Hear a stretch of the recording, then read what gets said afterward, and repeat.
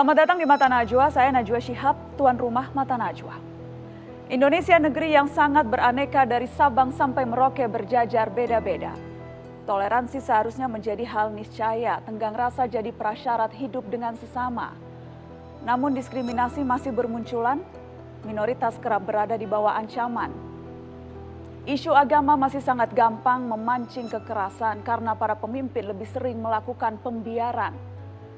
Jika hanya karena perbedaan seseorang jadi menderita, lalu apa artinya Bhinneka Tunggal Ika? Inilah Mata Najwa, memaknai toleransi.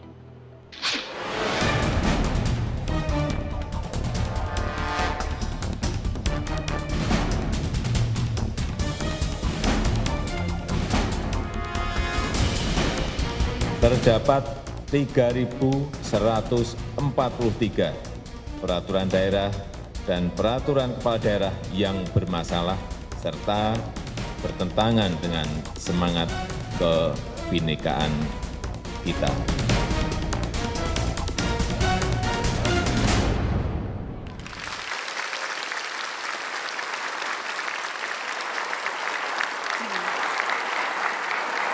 Pemirsa, pemerintah pusat di Jakarta mendata ada ribuan peraturan daerah atau perda bermasalah dan mesti dicabut. Disebutkan di antara perda yang diterbitkan bupati dan wali kota sebagian dituding tidak toleran dan merugikan warga. Salah satunya kasus razia rumah makan di kota Serang, Banten yang tetap buka saat umat muslim tengah berpuasa.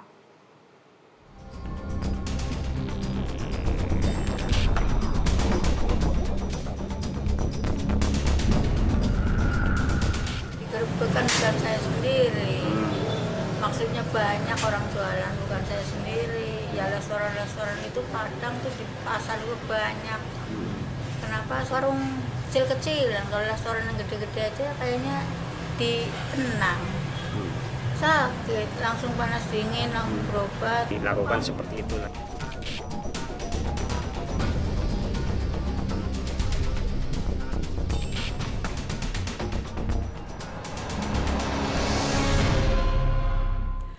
Ya, untuk membahas soal sejumlah aturan yang dituding intoleran dan bagaimana cara memaknai toleransi, saya mengundang 6 pimpinan daerah untuk hadir di Mata Najwa malam hari ini. Saya perkenalkan yang pertama ada Wali Kota Serang Tubagus Hairul Jaman. Selamat malam Pak Jaman. Selamat malam.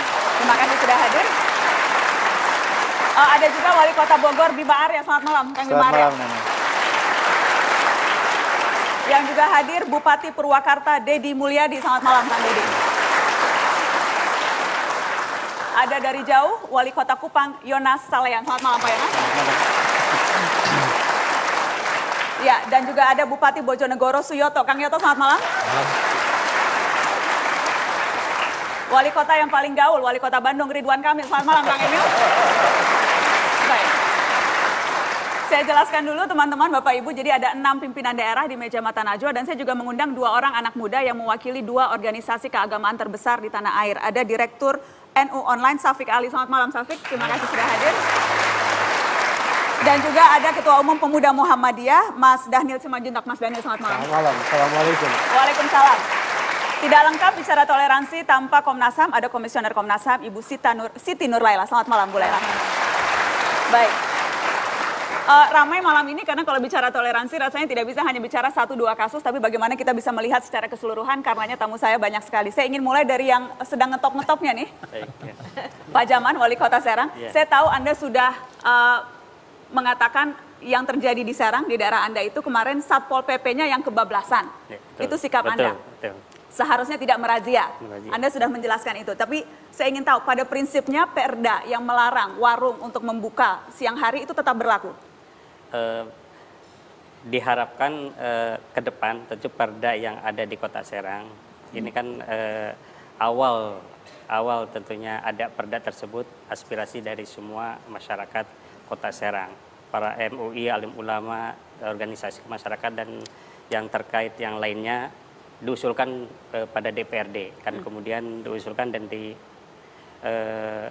diterbitkan perda tersebut. Tentunya ini adalah tujuan ketika ada perda tersebut di tahun 2010 ini untuk mengakomodir semua pihak. Untuk mengakomodir semua pihak yang mana memang dari keinginan tersebut di mana ada salah satu di klausul Perda di 2010 itu ada warung atau rumah makan dan restoran tidak baru boleh buka sore hari. Diatur waktunya, jam operasionalnya gitu. Oke, artinya pertanyaan saya, iya tetap berlaku Perda itu, Pak. Tidak ada evaluasi setelah melihat rame-rame kemarin? Kita melihat ke depan seperti apa, karena memang beberapa waktu yang lalu, 2 hari yang lalu pun kami didatangi berbagai macam tentunya warga masyarakat yang datang ke kantor kami ketika ada ramai di media seperti ini untuk mereka datang mengusulkan bahwa Perda tersebut tetap harus ada. Oh, gitu kan. Yang datang justru malah mau tetap ada? Tetap ada. Oke, yang datang meminta dibatalkan ada juga, Pak? Tidak ada. Oh, lebih banyak yang mau tetap ada. Dan selama ini pun perjalanan dari Perda tersebut dari 2010 sampai saat ini sebetulnya itu berjalan dengan baik, tidak ada masalah di semua masyarakat pun tentunya. Jadi yang bermasalah kemarin memang hanya Satpol PP-nya saja? Dan bermasalah di kasus kemarin itu hanya memang Satpol PP. Ada memang menyalahi prosedur dan menyalahi protap yang mereka lakukan dengan mengambil bahan makanan ibu warung tersebut. Jadi sudah disanksi ya Pak Satpol PP-nya? Ya jelas kita akan memberikan sanksi kepada Satpol PP di mana tinggal dilihat tingkat kesalahannya tentunya. Baik, jadi sikap pemerintah Serang adalah ini tetap, yang kemarin hanya kebablasan implementasi, tetapi peraturan ini tetap. Ya diharapkan aspirasi dari masyarakat di Kota Serang agar Perda ini untuk tetap berjalan karena memang tidak ada masalah di masyarakat kami. Oke, baik. Itu dari saya ingin ke Bogor karena saya ingin klarifikasi. Ada pemberitaan di media online yang mengatakan Anda juga mengikuti Serang. Di Bogor akan tutup rumah makan. Saya mau konfirmasi itu. Nggak ada di Bogor restoran, rumah makan boleh buka siang karena Ramadan ini insya Allah bulan yang baik untuk berbagi dan bulan yang harusnya memberikan rezeki bagi semua. Jadi berbeda dengan Serang nih? Berbeda ya, kita nggak pernah ada yang ditutup-tutup yang ada adalah larangan bagi tempat hiburan malam seperti karaoke, apalagi tempat-tempat yang lain yang hingar-bingar itu untuk buka beroperasi selama bulan Ramadan. Karena kita nggak ingin ketika Ramadan ini kan intensitas ibadah tinggi, ada yang taraweh, kemudian ada yang itikaf. Masa di sini kemudian itikaf di sini dentum-dentuman hingar-bingar gitu. Jadi selama Ramadan kita minta tidak ada kegiatan di tempat-tempat hiburan malam itu yang ada. Jadi bukan restoran. Itu bentuknya Perda juga? Itu perwali, dari perwali kita. Oh dari perwali. Dan kemudian ada razia juga. Satpol PP merazia tempat-tempat hiburan malam kita yang masih cek buka. ya. Saya kira ini sama di hampir semua daerah, di Bandung juga begitu, di Jakarta juga begitu. Ya kita ingin bulan Ramadan ini khusus untuk beribadah. Gitu, di tempat-tempat hiburan. Ya, jadi kalau restoran sama rumah makan itu enggak, itu tetap buka dan ya enggak. Saya kira kalau toleransi itu kan dari hati. Ya kalau imannya sudah kuat, walaupun ada makanan nikmat di depan meja, kita tidak akan tergoda. Oke. Perbedaannya di situ antar pemerintah daerah. Yang menarik di Purwakarta, Kang Deddy, karena kita menemukan ada poster, nanti kita akan tunjukkan posternya, yang justru kalau yang lain hormati yang berpuasa, kalau Anda justru hormati yang tidak berpuasa. Dua-duanya dihormati. Oke, seperti apa itu, Kang? Jadi saya secara tegas memberikan ruang bagi publik untuk dilakukan pembelajaran. Saya pasang poster hampir 500 di semua rumah makan dan besar-besar. Saya bikin baligo yang besar-besar. Yang isinya adalah silahkan di bulan puasa ini makan sebagaimana biasa apabila Anda 1. non-muslim, 2. dalam keadaan sakit, 3. usia lanjut atau uzur, yang 4. anak-anak, yang 5 dalam keadaan hamil. Kita akan tunjukkan posternya? Ya boleh, silahkan dibaca aja posternya. Kita akan tunjukkan, nggak apa-apa silahkan kan yang buat poster bisa sambil ngomong juga kan? Ya boleh. Jadi yang itu ya, Anda merinci siapa merinci, saja? Kemudian saya yang hamil, yang menyusui, yang lagi datang bulan, dan yang terakhir yang lagi gila. Yang lagi gila kan? Iya. Ini kita lihat. Hormatilah orang yang berpuasa dan tidak berpuasa. Oke, yang berikutnya ada nggak tuh yang lagi gila? Kita cek deh. Ada yang lagi gila, saya kasih itu, dikasih boleh menghubungi ambulan. Jadi yang dipersilahkan makan di tempat ini yang terakhir ya dalam keadaan sakit ingatan atau gila. Khusus poin 9 kami siapkan ambulans dan perawatan untuk mengantar Anda ke rumah sakit jiwa. Ini Anda bercanda atau serius ini Kang Deddy? Serius. Serius? Artinya gini loh, proses pendidikan publik apalagi orang Sunda itu nggak usah serius-serius. Justru harus sambil canda agar bisa memahami dan bisa diterima dengan baik. Ini serius nggak main-main, tapi serius dalam posisi tidak serius cara menyampaikan. Oke, dalam posisi tidak serius. Tapi kemudian akan terlihat sekali kontrasnya Anda dengan daerah-daerah yang lain, Kang Deddy. Ya memang saya tegas memberikan ruang itu, tidak hanya membuat ruang pada forum-forum yang lain. Ini loh sikap saya pada masyarakat, ini loh sikap saya tentang Ramadan. Oke, kita akan lanjutkan setelah pariwara, tetaplah di Mata Najwa.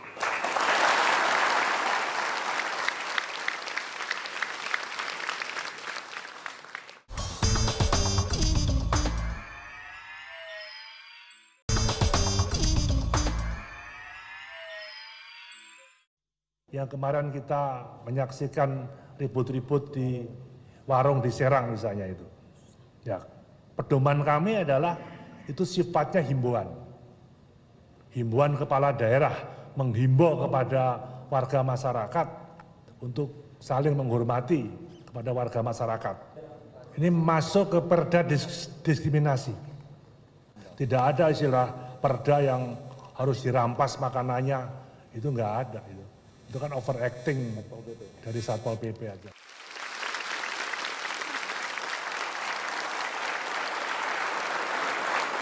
Memaknai toleransi, tamu saya ada 9 orang malam ini, 6 diantaranya adalah kepala daerah dan salah satunya adalah Kang Emil dari Bandung. Kang Emil, rame-rame soal perda.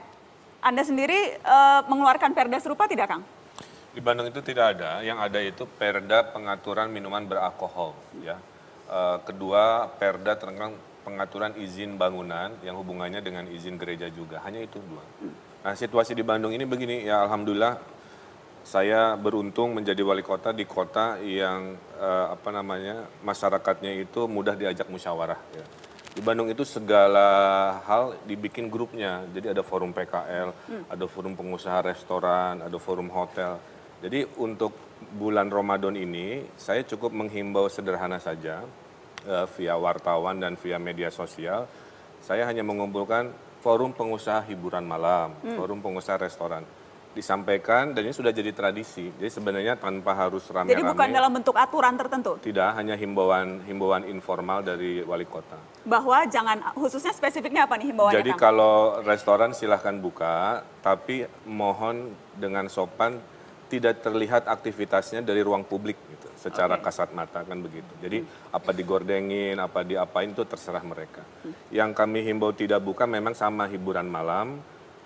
Karena Bandung memang kan kota wisata dan itu saya sampaikan juga via forum pengusaha hiburan malamnya dan itu sudah jadi tradisi. Jadi sebenarnya tanpa saya ajak ketemu juga mereka sudah siap-siap biasanya. Kenapa tidak dalam bentuk perda? Yang lain dalam bentuk perda ada sanksinya, ada denda. Kalau bisa sederhana kenapa harus rumit? Kalau bisa dimusyawarahkan kenapa harus dengan aturan yang sangat ketat? Menurut saya itu tidak selalu berkehidupan berbangsa bernegara ini dengan peraturan-peraturan yang jelimet dan banyak lah ya. Saya kira kita hidup di negara Pancasila, sila keempat, musyawarah mufakat aja selesai. Dan itu yang dipraktikkan. Kang Yoto, yang jelas isu soal razia, isu soal sebaiknya tidak membuka tempat hiburan malam atau restoran itu selalu berulang setiap tahun. Pendekatan yang Anda ambil? Sama, saya kira kami justru agak kebalik. Yang kami keluarkan justru peraturan bupati, pedoman mewujudkan kabupaten ramah HAM. Justru kami harus saling menghormati keyakinan masing-masing. Tahun 2011 kami mengeluarkan perda, namanya Perda Optimalisasi Lokal Konten. Justru salah satu itemnya adalah melindungi kepercayaan rakyat setempat ketika berhadapan dengan eksplorasi minyak yang sangat kuat. Sebagai pribadi saya nggak percaya bahwa itu ada tempat yang dianggap keramat, tapi karena warga setempat mengkeramatkan, maka kita harus lindungi. Karena adalah keyakinan, dan keyakinan itu sama dengan kebutuhan makan minum, itu sangat asasi dan kami harus lindungi. Dalam konteks misalnya Ramadan tahun ini, yang saya terima justru bukan himbauan, tapi protes rakyat saya, 1-2 yang masuk SMS, misalnya kenapa ada merconan yang keras-keras gitu. Nah, itu yang diprotes. Kemudian yang kedua adalah himbauan dari Majelis Ulama yang berharap justru kalau ngaji pakai pengeras suara itu maksimal jam 10. Itu pun juga jangan keras-keras supaya maksimal tidak mengganggu paling lama jam 10. Jam 10. Habis itu kalau mau ngaji silahkan tapi jangan mengganggu yang lain gitu. Ini dari MUI di Malah Bojonegoro. MUI, ya.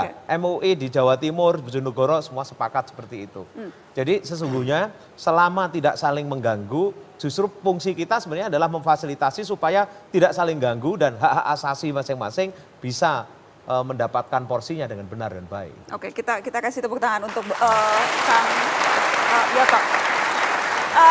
Mbak Siti Nurlaila, Komnas HAM melihatnya seperti apa? Yang jelas memang pendekatan yang diambil tentunya berbeda-beda tergantung kondisi daerahnya. Di sini saja kita sudah lihat berbeda-beda. Komnas HAM melihatnya? Ya, jadi kalau kita lihat pada Undang-Undang 39 tahun 99 tentang hak asasi manusia di pasal 4, kebebasan beragama dan berkeyakinan itu adalah hak yang tidak bisa dikurangi. Nah, tapi negara sebenarnya bisa memberikan batasan untuk menjalankan kebebasan dan keyakinannya itu dengan pertama adalah dengan diatur dalam undang-undang. Oke. Jadi tidak boleh pada level di bawah undang-undang. Kalau level perda seperti yang dilakukan di sana? Nggak boleh sebenarnya. Tidak boleh, jadi hanya boleh dengan undang-undang. Oke. Nah, yang kedua itu ditetapkan dengan mekanisme musyawarah mufakat tadi yang disampaikan oleh Pak Wali Kota Bandung. Jadi dilakukan dengan mekanisme itu. Yang ketiga adalah kemudian untuk kepentingan masyarakat umum. Jadi untuk ketertiban umum. Nah, itu bisa, tapi harus diatur di dalam level undang-undang. Tapi buktinya ada 3.000 sekian perda tadi disebutkan oleh Pak Jokowi. Itu yang kemudian oleh Presiden dan Mendagri untuk disesuaikan kan, untuk dicabut. Jadi untuk diganti. Saya ingin minta tanggapan Pak Jaman. Kenapa harus dalam bentuk perda? Dirasa perlu kekuatan hukum yang mengikat, tidak dengan cara-cara lain? Mungkin kondisi Kota Serang dengan daerah-daerah seperti Kang Bima di Bogor, Kang Dedi di Purwakarta kan berbeda lah. Kultur di sana dari dulu itu sangat kental sekali gitu, kental sekali. Ketika ini untuk mengakomodir agar tidak terjadi hal-hal yang tentu tidak diinginkan. Kan mereka sebelum perda pun sudah duduk bareng dengan semua pihak. Ini sudah disepakati dan diusulkan. Nah, dasar dari itu tentunya yang dikhawatirkan ini jika terjadi misalkan tidak ada aturan yang untuk mengatur di siang hari berjualan, berjualan. Tentu yang sangat kita riskankan ada tentunya masyarakat yang memang Pernahkah bertindak terjadi sendiri. Sesuatu, Pak? Kekhawatiran itu apakah memang berdasarkan pengalaman terjadinya sesuatu? Karena dari awal kita sudah ada kesepakatan sudah ada perda itu dan itu perda tersebut yang menjaganya sampai saat ini pun tidak ada masalah. Karena kemarin hanya terjadi pengambilan oleh oknum Satpol PP kami, ya sehingga menjadi hit seperti ini gitu kan. Sebenarnya ini bisa dapat berjalan baik dan lancar diterima oleh semua pihak. Tapi ini juga satu proses kemunduran menurut saya karena para pendiri bangsa kita melakukan diskusi perdebatan soal toleransi dan kemudian menempatkan ketuhanan yang Maha Esa sebagai akomodasi terhadap seluruh berbagai kelompok agama dan keyakinan. Kemudian pada rezim Orde Baru yang katanya otoriter, hampir bisa dikatakan tidak ada soal razia baik yang dilakukan oleh negara maupun oleh organisasi masyarakat. Tapi razia-razia, perda-perda ini muncul setelah reformasi justru. Justru lahir di iklim demokrasi. Nah, menurut saya ini ada yang, mohon maaf kepada kepala daerah, kita kan tidak bisa langsung mengakomodir kalau kemudian kita juga harus mengajak bangsa kita ini pada ideologi Pancasila kita. Gitu. Saya minta komentar dari Mas Dhanil, PP Muhammadiyah. Pada prinsipnya sebenarnya kan ini ada masalah komunikasi yang kemudian mengkapitalisasi nilai-nilai itu. Misalnya saya berikan contoh, kalau kota Serang misalnya, kalau kemudian itu menjadi local wisdom mereka, kemudian itu bisa didesain menjadi sebutlah eksotisme kultural, itu akan menjadi luar biasa. Misalnya pada saat Ramadan semua warung itu tutup. Itu bisa menjadi eksotisme kultural tersendiri. Orang-orang dari luar kalau dikapitalisasi menjadi isu pariwisata dan sebagainya, itu menjadi luar biasa. Oh, ternyata di Serang itu unik loh. Ketika bulan Ramadan di situ tutup semua gitu. Eksistensi nilainya apa dihadirkan di situ. Kemudian Purwakarta apa? Eksistensi nilainya ya seperti tadi disampaikan dengan cara-cara yang lebih komunikatif. Ini cuma masalah komunikasi saya, menurut saya. Agar eksistensi nilai itu tetap terjaga dan itulah bentuk dari keberagaman itu. Kalau kita lihat tadi misalnya semuanya kan punya pendekatan keberagaman tadi itu. Selama ini tidak merusak hak-hak yang lain. yang puasa itu tidak dirusak haknya oleh yang tidak berpuasa, karena yang tidak berpuasa menghormati yang berpuasa, sebaliknya gitu. Jadi ini tinggal bagaimana kemudian menghadirkan komunikasi yang baik. Kan misalnya saya berikan contoh kasus Kota Serang.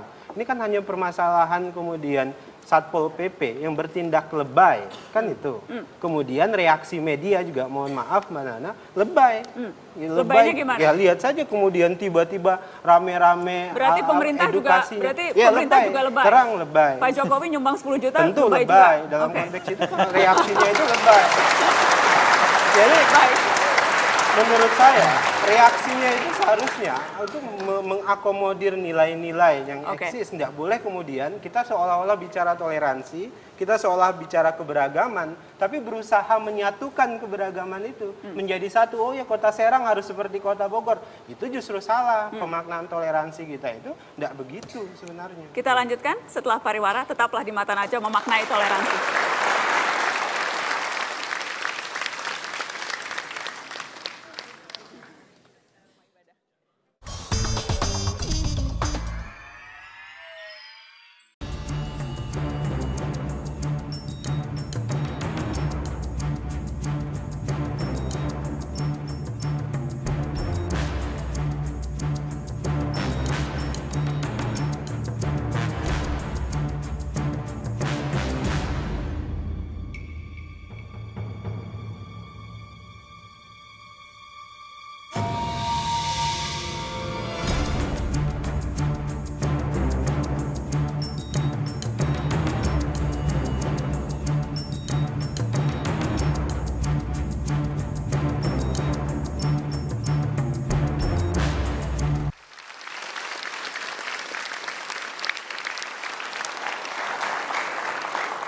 Tadi kita terputus ketika disebutkan bahwa yang kemarin itu lebay, tapi saya ingin kita berhenti membahas itu. Kita akan membahas satu hal lagi yang juga sangat serius dan sensitif, soal pendirian tempat ibadah, isu yang kerap kali menjadi sumber konflik di masyarakat. Saya ingin ke Wali Kota Kupang, Pak Yonas. Anda menerima award toleransi beragama dari Komnas HAM.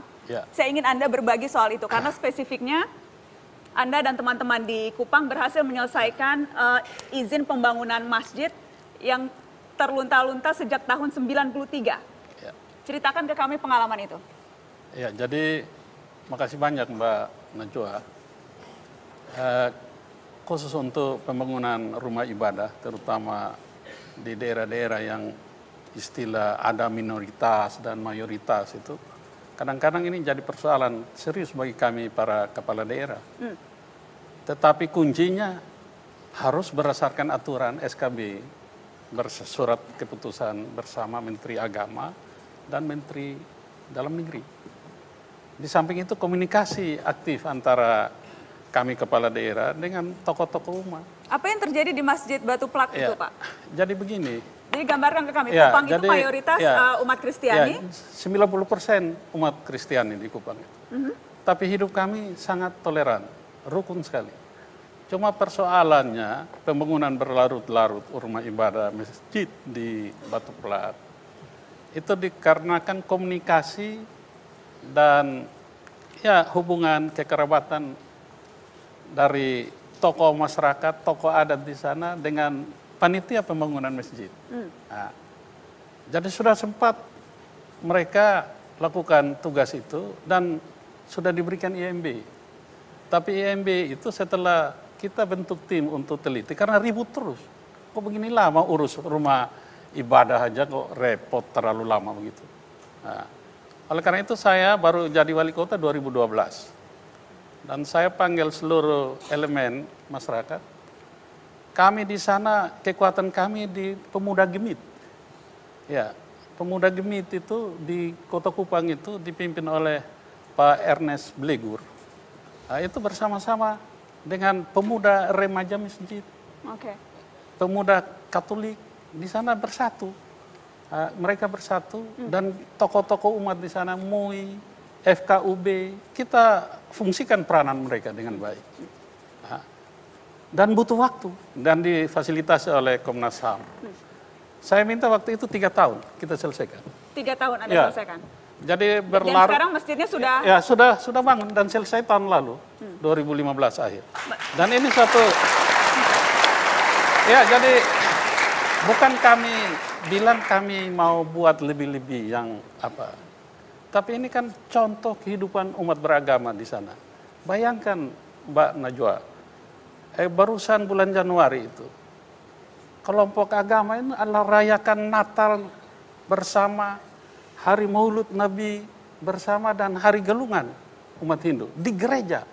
sekaligus tiga-tiga Tiga-tiga di gereja, dan kelompok kasidah masuk gereja nyanyi dalam gereja, Bu. Nah, ini satu hal yang menurut kalau daerah-daerah mayoritas muslimin itu agak aneh ya. Tapi itulah bentuk kebersamaan kami di Kota Kupang. Ya. Jadi ya, kalau daerah lain yang bilang tolak agama ini, pimpin apa, belajarlah di Kota Kupang. Datang ya di Kota Kupang. Belajarlah di Kota Kupang. Baik. Ya, karena di sana bayangkan berlarut-larut di situ. Oke, yang jelas yang soal tempat ibadah itu satu isu yang kemudian berhasil diselesaikan dan mendapatkan award dari Komnas HAM. Baik, masih dalam konteks tempat ibadah, saya ingin ke Bogor. Kang Bima Arya, ada satu isu soal Gereja Yasmin di sana, GKI Yasmin yang belum selesai sampai sekarang. Apa sejauh mana progresnya? Saya tahu Anda bekerja keras untuk menyelesaikan satu hal itu. Ya betul, memang masalah Gereja Yasmin ini satu pekerjaan rumah yang saat ini belum juga tuntas. Tetapi pada prinsipnya pemerintah kota itu ingin agar ini segera selesai. Karena ada tanggung jawab pemerintah untuk menjamin warganya dapat beribadah sesuai dengan keyakinannya. Dengan nyaman, aman, dan tentram. Sudah ada titik temu pencerahan? Jadi begini Nana, memang dalam perspektif hukum ini agak kompleks. Ya. Karena ada berbagai macam isu yang ditafsirkan bisa berbeda tergantung dari pendekatan hukumnya. Tetapi kami memilih sekarang untuk tidak melihat ke belakang. Saya mengajak kepada semua pihak untuk fokus kepada opsi-opsi solusi. Jadi kami diundang ke Ombudsman, kami diundang ke One Team Press. Ya.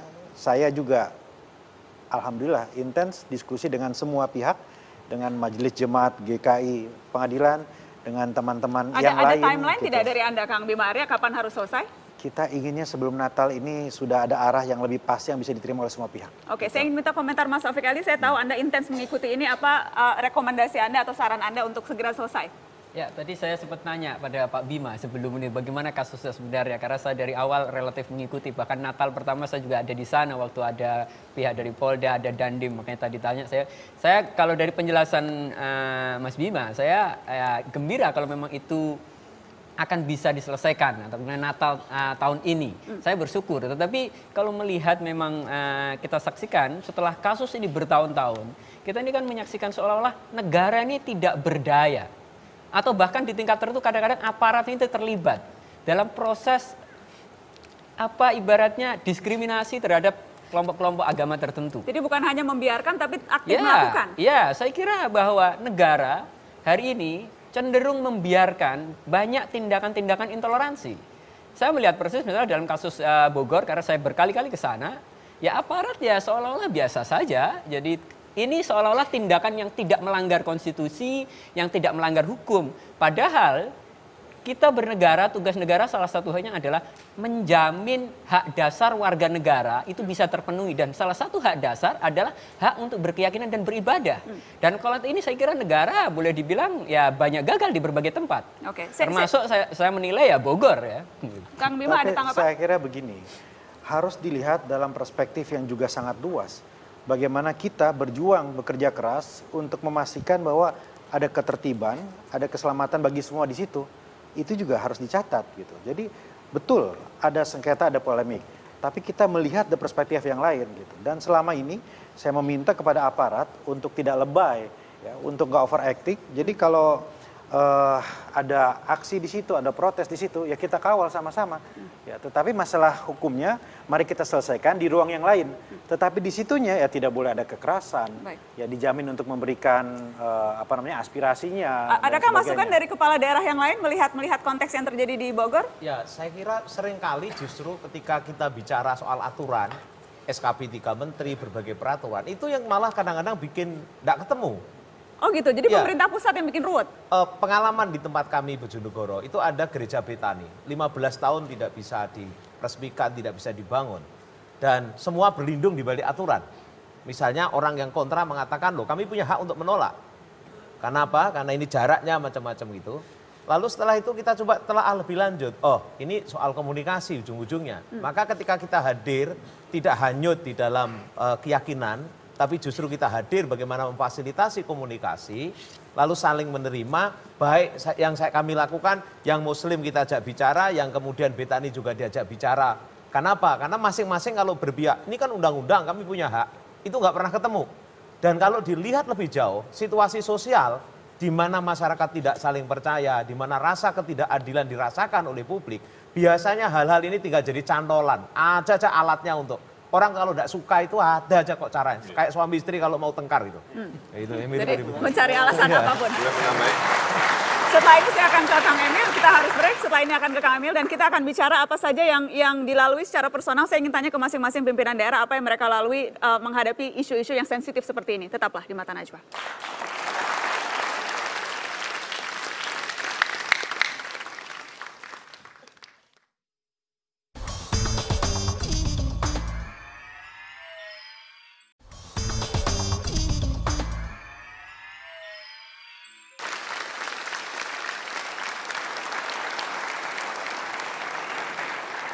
Pemirsa, malam ini kami membahas berbagai isu sensitif, salah satunya soal pendirian rumah ibadah. Kang Emil.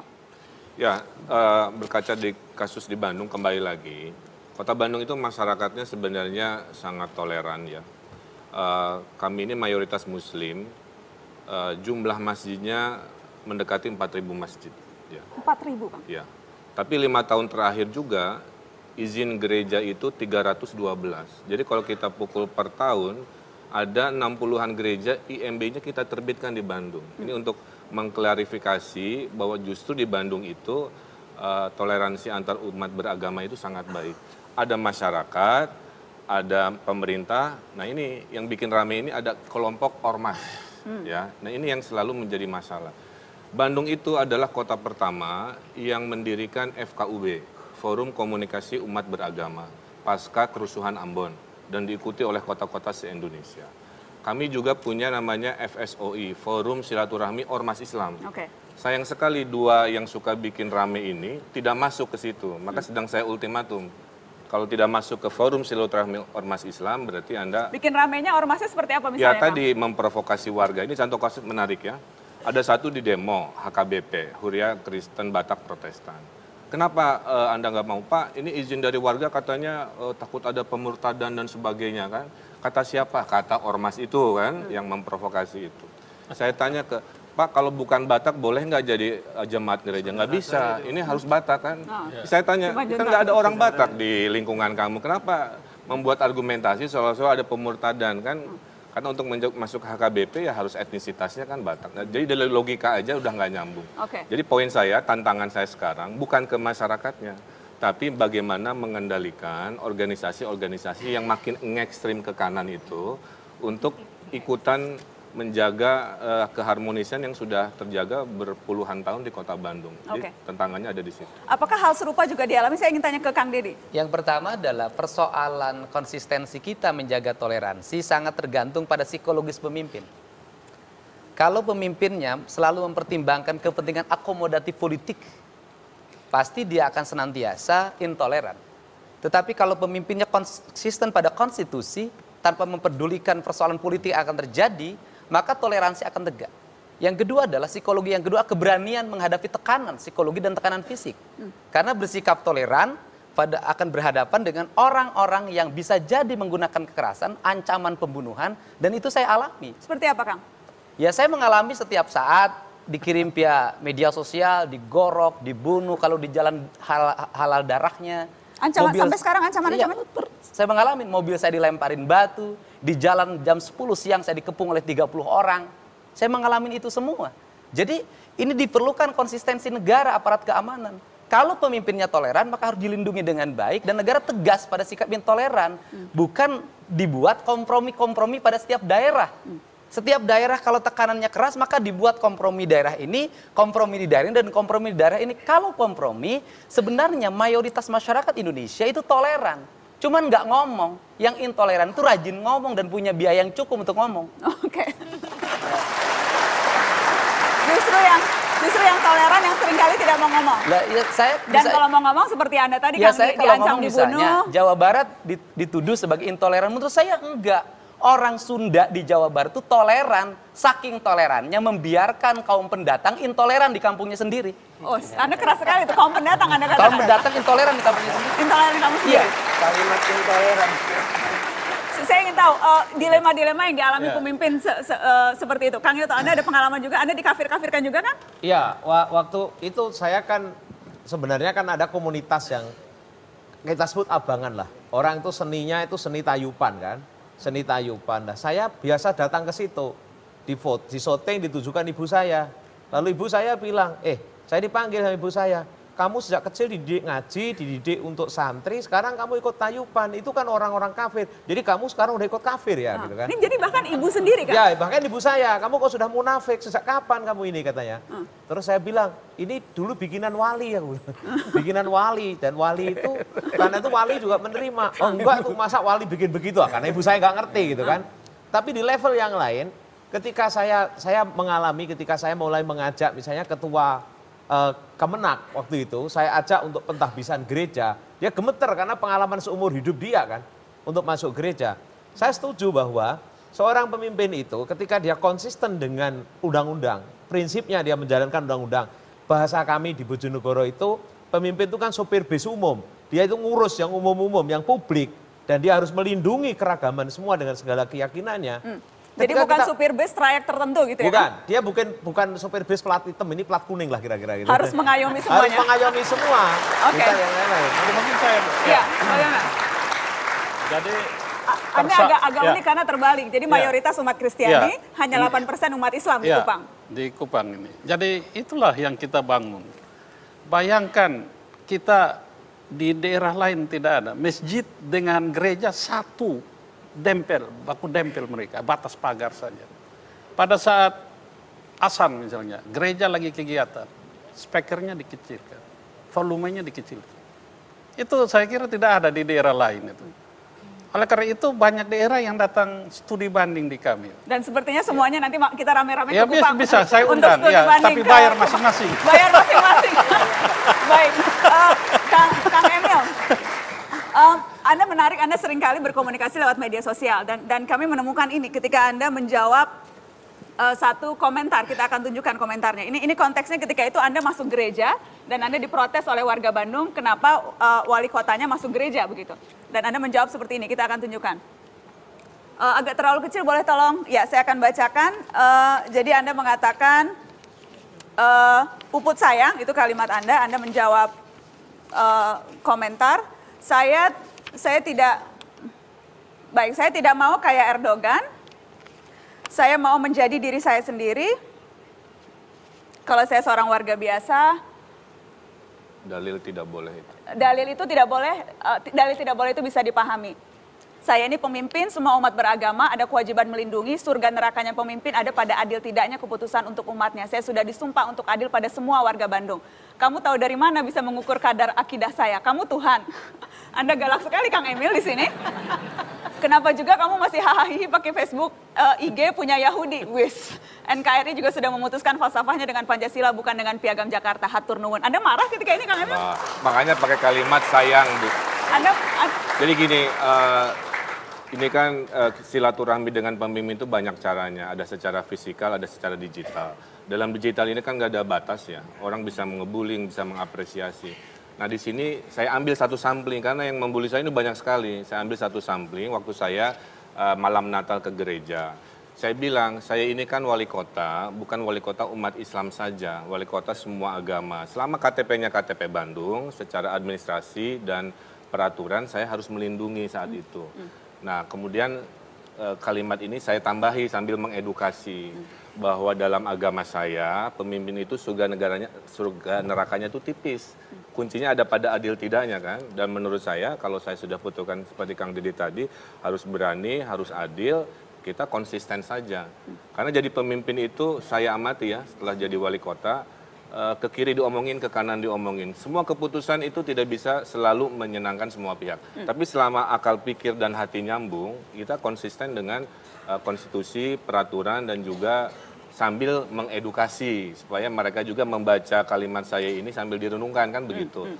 Bahwa mereka sering marah-marah tapi pakai teknologi yang mereka kritik juga kan dari negara barat kan nggak konsisten juga. Tapi intinya ujung-ujungnya saya ingin mereka paham bahwa toleransi itu adalah dasar dari hadirnya Republik Indonesia. Indonesia didirikan dari perbedaan bukan dari persamaan. Baik, kita akan break untuk headline news pukul 21. Setelah ini Mata Najwa masih akan kembali karena ada data yang menarik. Ternyata pelaku yang paling sering diadukan ke Komnas HAM yang melakukan tindakan-tindakan intoleran adalah pemerintah daerah. Kita akan bahas soal itu setelah pariwara.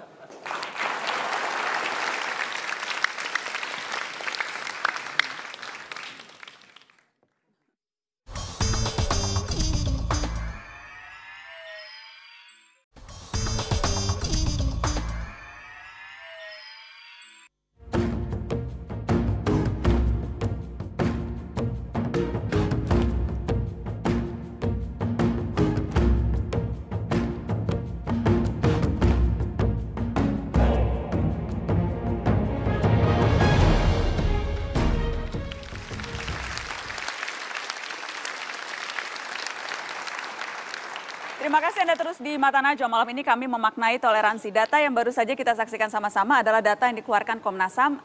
Agak mengejutkan ketika melihat pemerintah kabupaten kota adalah pelaku yang paling banyak diadukan melakukan dugaan pelanggaran hak atas kebebasan beragama dan berkeyakinan. Apa penjelasannya? Ya, jadi Komnas HAM kan menerima pengaduan. Jadi ini basisnya adalah pengaduan. Pengaduan terkait berbagai peristiwa terjadinya hak pelanggaran atas kebebasan beragama dan berkeyakinan. Nah, yang kedua kemudian soal Komnas HAM juga melihat berbagai peraturan daerah, peraturan bupati, wali kota dan sebagainya. Oke. Nah, dua hal inilah yang kemudian pada kesimpulan bahwa pemerintah kabupaten kota yang paling banyak diadukan oleh kelompok yang mengadu ke Komnas HAM. Oke, ini data akhir tahun 2015. Jadi ini data 2015. tahunan 2015. Saya ingin ke Mas Dhanil. Anda terkejut tidak? Tidak sama sekali. Tidak terkejut? Tidak. Kenapa? Pertama, fakta intoleransi kita di Indonesia itu yang mendestruksi memang para politisi yang berkepentingan. Saya sebut begitu. Secara genetika orang Indonesia itu sangat toleran. Anda sebut misalnya Hindu masuk ke Indonesia, damai, Buddha, terus begitu, semuanya damai. Jadi genetikanya orang Indonesia itu toleran sekali. Tapi yang mendestruksi itu justru ada ketika kepentingan politik, kepentingan elektabilitas itu mendominasi.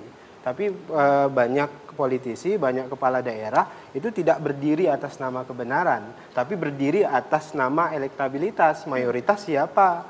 Kemudian tidak sanggup menyampaikan hal yang benar. Saya berikan contoh Mbak Nana. Yang terjadi memang korbannya adalah minoritas. Coba baru-baru ini kami dapat laporan misalnya sebagai contoh di Aceh. Di Aceh itu di Kecamatan Juli, Kabupaten Biren, itu Masjid Muhammadiyah yang ingin didirikan di sana itu tidak diperbolehkan. Bahkan pihak Kementerian Agama yang ada di sana itu ikut mengamini penolakan berdirinya masjid itu. Nah, sekali lagi pemerintah melakukan destruksi terhadap toleransi itu. Nah, saya bahagia yang hadir di sini hari ini tingkat literasi toleransinya saya pikir lebih baik ketimbang 500 kepala daerah yang lain. Banyak sekali, misalnya kan ada dua hal kami mencatat yang menyebabkan toleransi kita dirusak. Pertama adalah destruksi politik tadi karena adalah political interest yang berangkat dari elektabilitas. Oke. Kemudian kedua adalah kesenjangan ekonomi.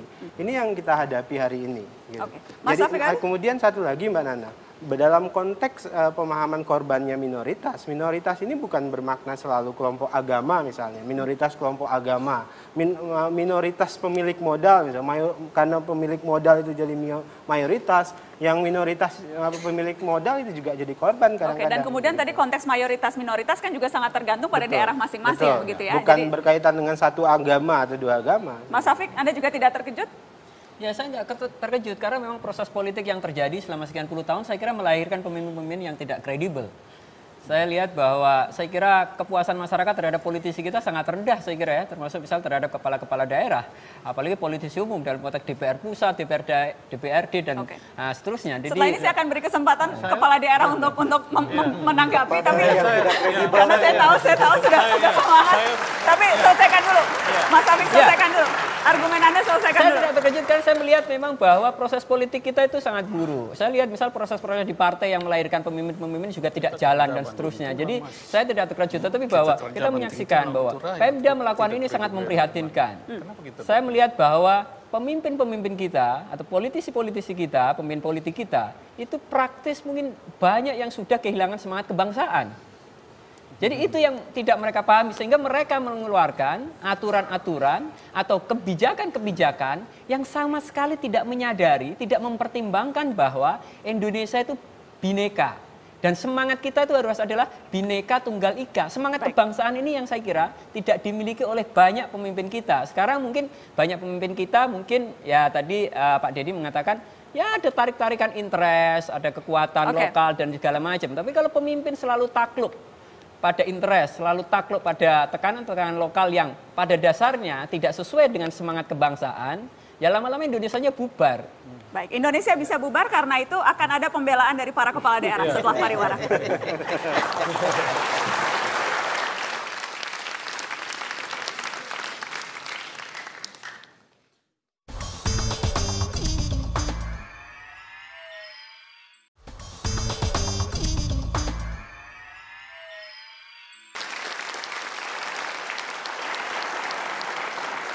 Ada pernyataan keras tadi dari teman saya Syafiq Ali, Indonesia bisa bubar kalau pemimpin-pemimpin daerahnya tidak bersikap membiarkan begitu dan tidak berani mengambil sikap yang tegas.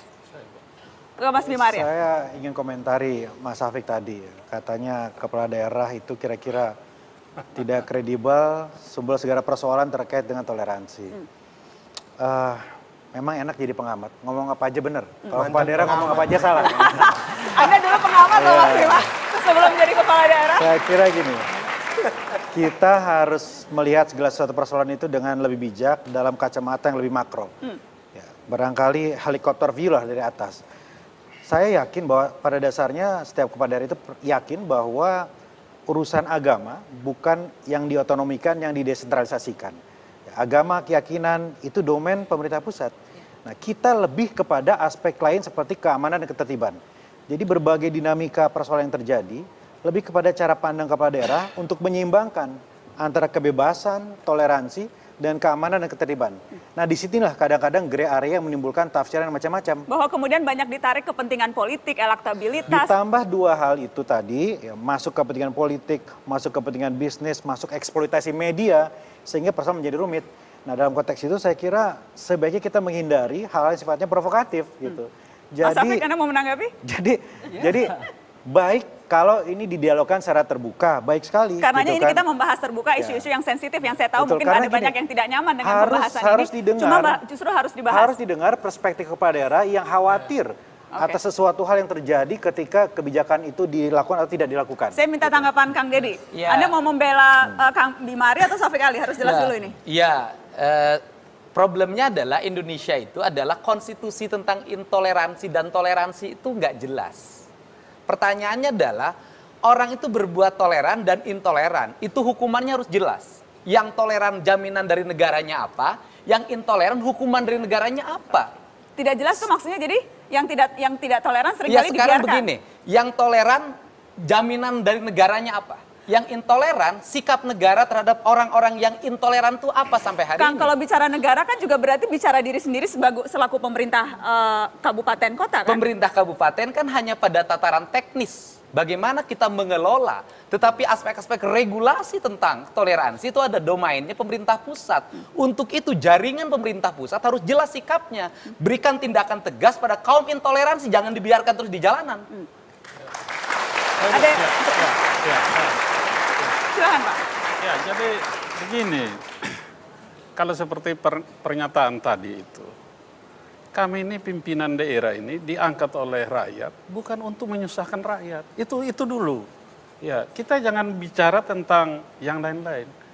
Oleh karena itu, untuk menjaga umat beragama hidup rukun dan damai di satu daerah itu kami punya kewenangan yang merujuk pada aturan dan khusus untuk kami kepala daerah di kabupaten kota, khususnya saya di Kota Kupang, tugas saya, ya mari kita menjaga kerukunan umat. Contohnya kami di Kota Kupang, waktu Idul Fitri, sholat Id, khusus untuk malam takbiran, itu seluruh kekuatan umat Kristen, pemuda Kristen, Gemit, pemuda Katolik, menjaga itu. Dan begitu pun sebalik pasca, pemuda remaja masjid menjaga kami. Nah, jadi itu yang kami ciptakan jadi sebagai Anda tidak terima kalau tadi data Komnas HAM pemerintah kabupaten kota yang paling kalau untuk tinggi. kota saya tidak, Bu. Saya tidak terima, termasuk pernyataan Mas. Ya, saya tidak terima. Ya.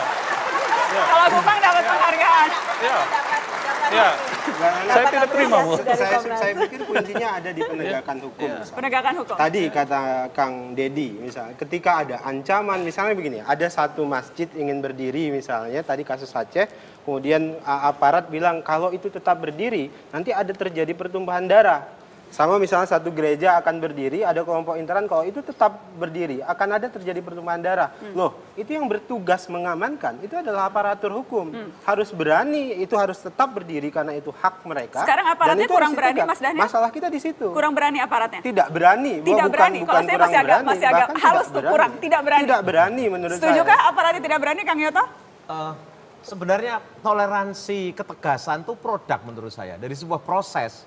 Nah, setiap kabupaten kota, saya pertama kalau disebut kabupaten paling tinggi ya benar memang jumlah kabupaten itu paling tinggi entitasnya di Indonesia. Tapi bahwa toleransi kemudian gotong royong kalau itu disambung lebih produktif, itu kan sebenarnya produk dari proses sosial yang terjadi di daerah tersebut, proses politik yang terjadi. Proses penegakan hukum misalnya. Penegakan hukum itu pasti dia akan mengedepankan fungsi-fungsi sosial.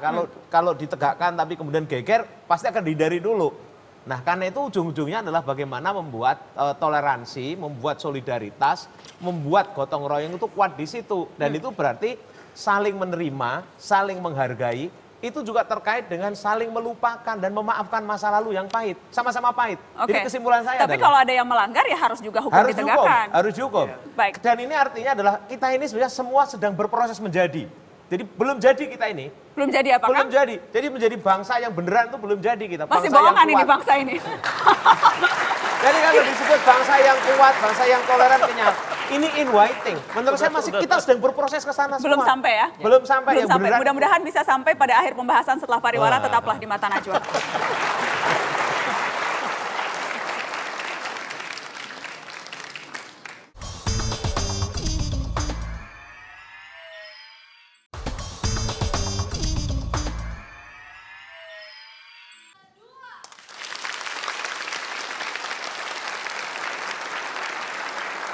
Saya ingin menutup segmentasi ini dengan belajar dari masing-masing daerah contoh real konkret toleransi di akar rumput yang bisa di-share untuk semuanya dan mudah-mudahan bisa jadi pembelajaran. Kang Emil, di Bandung seperti apa realnya?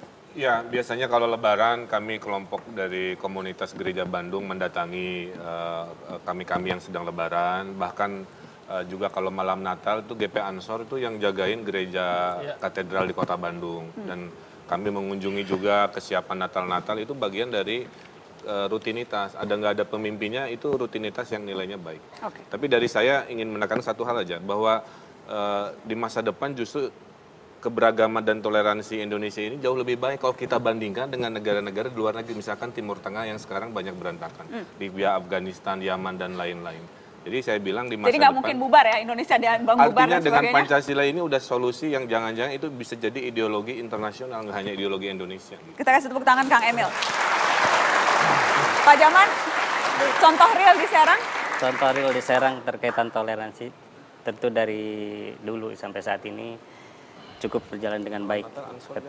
Ketika kebersamaan, ketika tentunya contoh halnya ketika ada hari-hari besar keagamaan terkaitan Natal, terkaitan Idul Fitri, tentunya ini saling menjaga dan kemudian juga tempat ibadat di Kota Serang bersebelahan. Bersebelahan ada gereja, ada masjid bersebelahan. Ketika kurang umat Kristen untuk di gereja, ibadah di gereja ketika kurang tempat parkirnya kurang di sebelah masjid. Dan ini saling menjaga lah. Dan itu sudah berlangsung selama dari jangka jangka panjang. Baik. Dan tentunya mudah-mudahan ini ke depan pun ya seperti itulah. Insya Allah. Dan sampai saya tidak bermasalah. Kita kasih tepuk tangan untuk Serang Pak Jaman. Terima kasih. Kang Dedi. Ya, di Purwakarta hari ini para pendeta dan jamaatnya paling rajin bikin tajil. Dijajakan di pinggir jalan dan paling rajin ngebangunin waktu sahur. Kemudian setiap malam takbiran biasanya dari kelenteng ikut memeriahkan takbir keliling dengan membawa barongsai. Dan saya termasuk orang yang sering kali diundang ke gereja untuk menyampaikan ceramah-ceramah atau khutbah-khutbah di gereja. Khutbah di gereja. Khutbah di gereja dalam perspektif pemahaman saya yang dimiliki bukan menasehati pendeta, tapi bikin rame di gereja dan saya selalu ditunggu oleh mereka karena lucu khutbahnya. Oke. Terima kasih Kang Dedi sudah hadir. Kang Bimaria.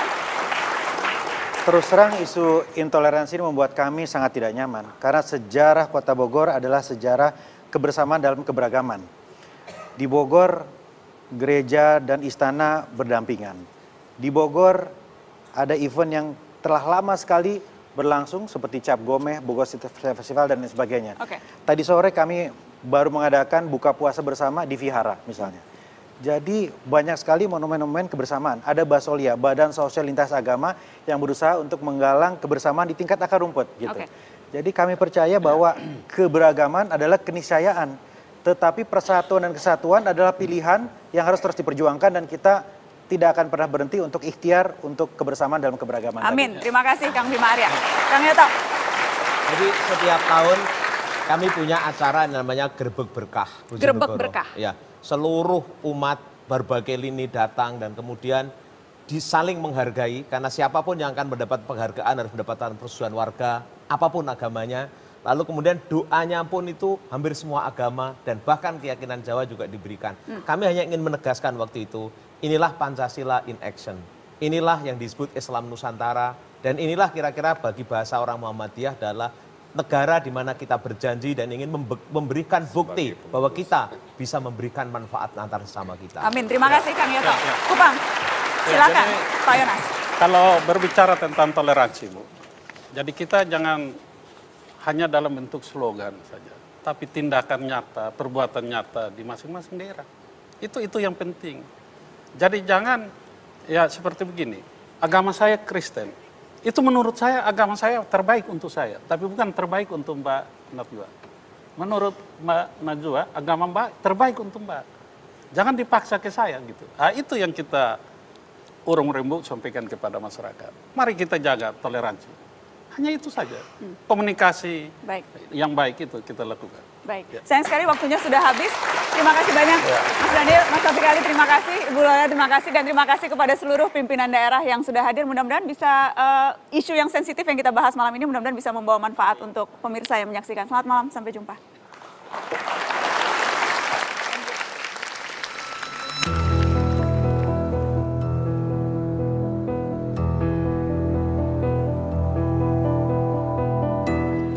Karena perbedaan sangat mustahil dihapuskan, maka persatuan tak boleh diartikan penyeragaman. Dengan itulah perbedaan menjadi rahmat bagi semesta, bukan bom waktu yang memicu bencana dan derita. Perbedaan akan selalu menjadi persoalan ketika negara tak mengayomi semua kalangan. Hukum seharusnya menjadi panglima yang melindungi iman dan keyakinan warga. Kebebasan beragama tentu saja ada batasnya, kebebasan beribadah tak bisa dipraktekkan semena-mena. Namun menindas yang berbeda, jelas tak boleh dibiarkan oleh negara. Pemimpin harus berdiri di atas semua golongan, pemimpin harus melindungi warga tanpa pengecualian. Sebab melindungi minoritas bukan tanda kelemahan. Mengayomi minoritas justru menandakan kuatnya kepemimpinan.